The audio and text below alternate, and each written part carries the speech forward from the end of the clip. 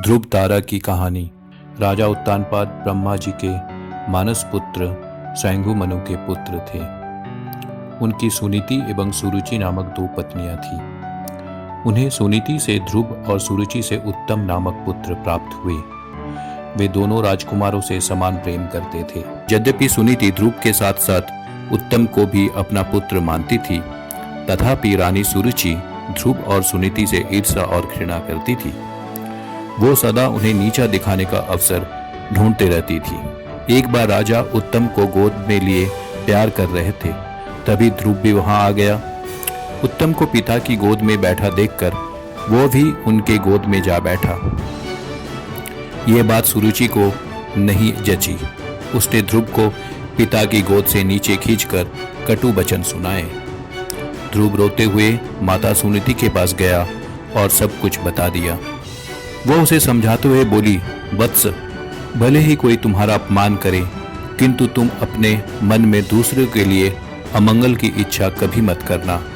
जो मनुष्य दूसरे को दुख देता है, उसे स्वयं ही उसका फल भोगना पड़ता है। पुत्र, यदि तुम पिता की गोद में बैठना चाहते हो तो भगवान विष्णु की आराधना कर उन्हें प्रसन्न करो। उनकी कृपा से ही तुम्हारा पितामह स्वयंभू मनु को दुर्लभ लौकिक और अलौकिक सुख भोगने के बाद मोक्ष की प्राप्ति हुई थी। इसलिए पुत्र, तुम भी उनकी आराधना में लग जाओ। केवल वो ही तुम्हारे दुखों को दूर कर सकते हैं। सुनीति की बात सुनकर ध्रुव के मन में श्री विष्णु के प्रति भक्ति और श्रद्धा के भाव उत्पन्न हो गए। वो घर त्याग कर वन की ओर चल पड़ा। भगवान विष्णु की कृपा से वन में उसे देवर्षि नारद दिखाई दिए। उन्होंने ध्रुव को श्री विष्णु की पूजा आराधना की विधि बताई। ध्रुव ने यमुना के जल में स्नान किया और निराहार रहकर एकाग्र मन से श्री विष्णु की आराधना करने लगे। 5 महीने बीतने के बाद वह पैर के एक अंगूठे पर स्थिर होकर तपस्या करने लगे। धीरे धीरे उसका तेज बढ़ता गया।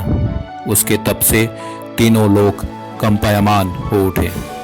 जब उसके अंगूठे के भार से पृथ्वी दबने लगी, तब भगवान विष्णु भक्त ध्रुव के समक्ष प्रकट हुए और उसकी इच्छा पूछी। ध्रुव भाव विभोर होकर बोला, भगवान, जब मेरी माता सुरुचि ने अपमानजनक शब्द कहकर मुझे पिता की गोद से उतार दिया था, तब माता सुनीति के कहने पर मैंने मन ही मन ये निश्चय किया था कि जो परब्रह्म भगवान श्री विष्णु इस संपूर्ण जगत के पिता हैं, जिनके लिए सभी जीव एक समान हैं, अब मैं केवल उनकी गोद में बैठूंगा। इसलिए यदि आप प्रसन्न होकर मुझे वर देना चाहते तो मुझे अपनी गोद में स्थान प्रदान करें, जिससे कि मुझे उस स्थान से कोई भी उतार न सके। मेरी केवल इतनी सी अभिलाषा है। श्री विष्णु बोले, वत्स, तुमने केवल मेरा स्नेह प्राप्त करने के लिए इतना कठोर तप किया है, इसलिए तुम्हारी निस्वार्थ भक्ति से प्रसन्न होकर मैं तुम्हें ऐसा स्थान प्रदान करूंगा जिसे आज तक कोई प्राप्त नहीं कर सका। ये ब्रह्मांड मेरा अंश और आकाश मेरी गोद है। मैं तुम्हें अपनी गोद में स्थान प्रदान करता हूँ। आज से तुम ध्रुव नामक तारे के रूप में स्थापित होकर ब्रह्मांड को प्रकाशमान करोगे। इसके आगे श्री विष्णु ने कहा, तुम्हारा पद सप्तर्षियों से भी बड़ा होगा और वे सदा तुम्हारी परिक्रमा करेंगे। जब तक ये ब्रह्मांड रहेगा, कोई भी तुम्हें इस स्थान से नहीं हटा सकेगा। वत्स, अब तुम घर लौट जाओ। कुछ समय के बाद तुम्हारे पिता तुम्हें राज्य सौंपकर वन में चले जाएंगे। पृथ्वी पर 36,000 वर्ष तक धर्म पूर्वक राज्य भोग कर अंत में तुम मेरे पास आओगे। इतना कहकर भगवान विष्णु अंतर्ध्यान हो गए। इस प्रकार अपनी भक्ति से भगवान विष्णु को प्रसन्न कर बालक ध्रुव संसार में अमर हो गए। धन्यवाद।